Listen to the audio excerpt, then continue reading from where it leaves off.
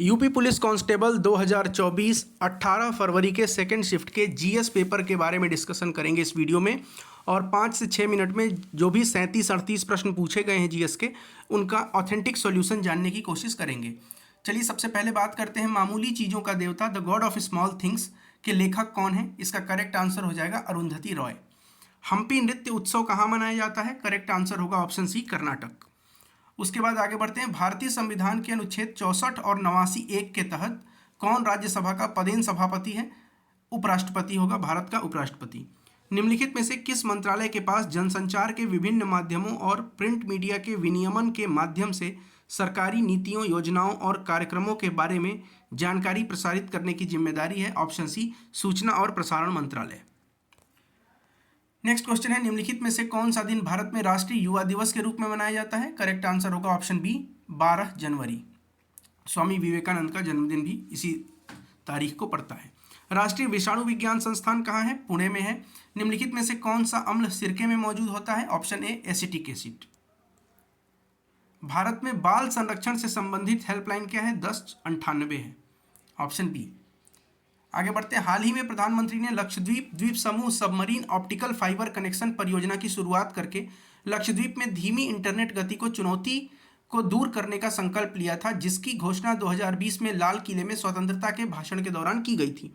ये जो प्रश्न है ये यूपी पुलिस के ही फर्स्ट शिफ्ट में 17 फरवरी को जो पेपर था उसमें पूछा था किसने उद्घाटन की, तो उसका आंसर था प्रधानमंत्री। अब पूछ रहा है कहाँ की, तो ये होगा कोच्चि।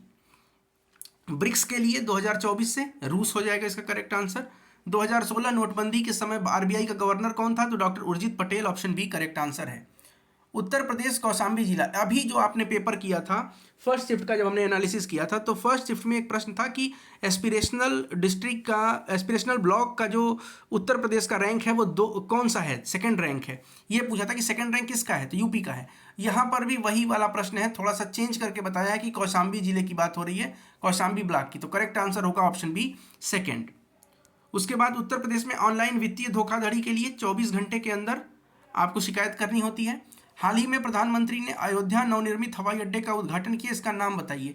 देखिए कंफ्यूजन के लिए ऑप्शन बी दिया है राजा दशरथ हवाई अड्डा, और उसके बाद तीसरा है महर्षि वाल्मीकि, तो नाम चेंज हो गया है, अब महर्षि वाल्मीकि अंतर्राष्ट्रीय हवाई अड्डा करेक्ट नाम है इसका। उसके बाद केंद्र और राज्य करों के जटिल जाल के जगह जीएसटी कानून किस वर्ष लागू किया गया? तो 2017 में किया गया। उत्तर प्रदेश कुंभ मेला का उत्सव किस नदी के तट पर? तो गंगा, यमुना और पौराणिक सरस्वती। एनआईए का full form national investigation agency, Naval नहीं होगा, नेशनल होगा। कहाँ गया ये? Option D. इजराइल हमास संघर्ष से भारतीय नागरिकों को निकालने के लिए ऑपरेशन अजय, करेक्ट आंसर क्या होगा? ऑपरेशन अजय होगा। उसके बाद अगले प्रश्न की तरफ बढ़ते हैं। उत्तर प्रदेश वित्तीय निगम निम्नलिखित में से किसके विकास के लिए कार्य करता है? तो वित्तीय निगम उद्योग के लिए काम करता है। उसके बाद आगे बढ़े। उत्तर प्रदेश का दुधवा नेशनल पार्क कहाँ है? तो लखीमपुर खीरी करेक्ट आंसर हो जाएगा।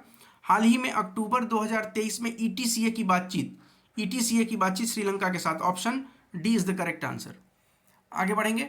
2006 में संयुक्त राष्ट्र मानवाधिकार आयोग का नाम बदलकर क्या किया गया?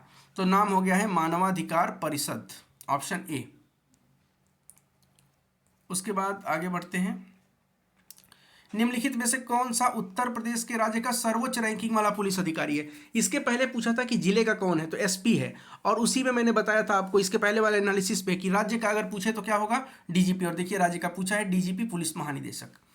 व्यावसायिक उपयोग के लिए सब्जियां, ये होता है हॉर्टिकल्चर। उसके बाद निम्नलिखित में से भारत के किस बंदरगाह को अरब सागर की रानी कहते हैं? तो कोच्चि बंदरगाह को करते हैं। फिर आगे बढ़ेंगे अगले प्रश्न की तरफ। वर्ष 2011 में भारत का जनगणना कितने चरण में किया गया था? तो 2 चरण में। ये थोड़ा टफ क्वेश्चन आप कह सकते हैं।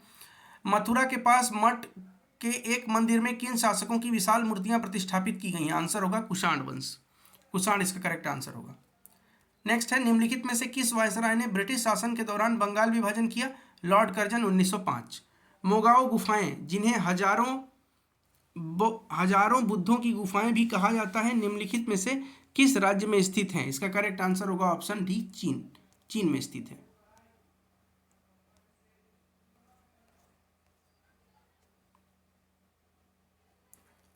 अब यहाँ पे जो प्रश्न है वो तो हिंदी का प्रश्न दिख रहा है, आगे देखते हैं। अगर जीके का कोई और प्रश्न हो तो वो भी करेंगे। हाँ, यहाँ जीके का प्रश्न है। निम्नलिखित में से किस क्रिकेटर को 2023 का अर्जुन पुरस्कार दिया गया है? करेक्ट आंसर हो जाएगा मोहम्मद शमी को दिया गया है। मोबाइल एप्लीकेशन पासपोर्ट पासपोर्ट सेवा ये लॉन्च किया है विदेश मंत्रालय ने। चंद्रयान 3 के रोवर का नाम, इसके पहले लैंडर का नाम पूछा था, रोवर है प्रज्ञान, कहाँ गया? ऑप्शन बी प्रज्ञान, बी है बी प्रज्ञान, और लैंडर क्या था? विक्रम।